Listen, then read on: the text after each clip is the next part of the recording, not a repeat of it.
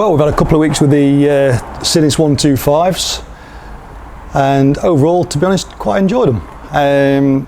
Both very different machines. Got the Hero X there, which is obviously a liquid cooled scooter, so a bit better for long distances, bit of a smoother engine, a little bit more power, also a bit more pricey. And then we've got the Sinnis Connect, which I'm sat on. This one's a little bit more basic, a lot cheaper, air-cooled engine, but it's still got everything you need.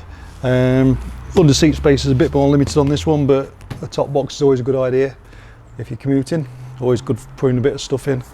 Although this one's still quite a small top box, to be honest. I think I'd probably put the rack on and go for something a bit bigger, just to make it a bit more practical. Get a jacket in there then, or maybe a helmet or whatever. One thing that lets this down a bit is the ride quality. Suspension's not as good as it could be. I was following like a bit of over-banded tarmac yesterday, where some trench has been dug at some stage, and it was just, the front end was up and down, just not enough damping in it for my liking, which spoils really what is a decent scoot, to be honest. So if you live in somewhere, this is a mining community, so we've got potholes and subsidence everywhere, and it does make a bit of an effect on your daily life.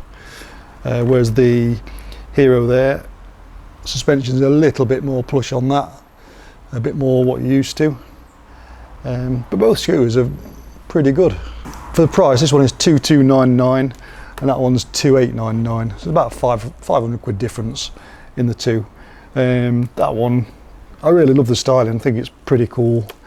Every time you walk back to it, you sort of look at it. Whereas this, it's a bit plainer.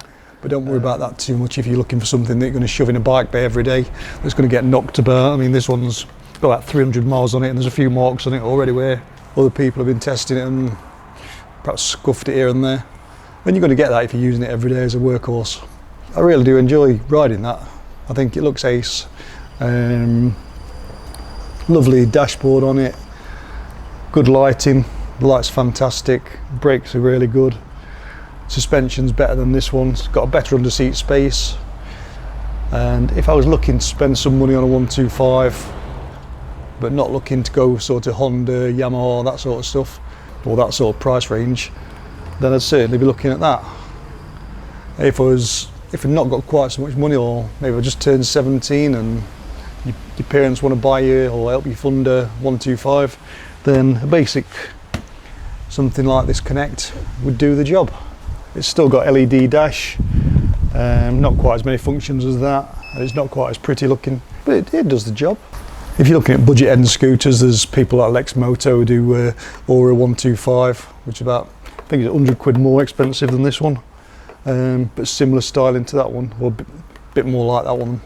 So it's a mixture of the two, but still with an air-cooled engine.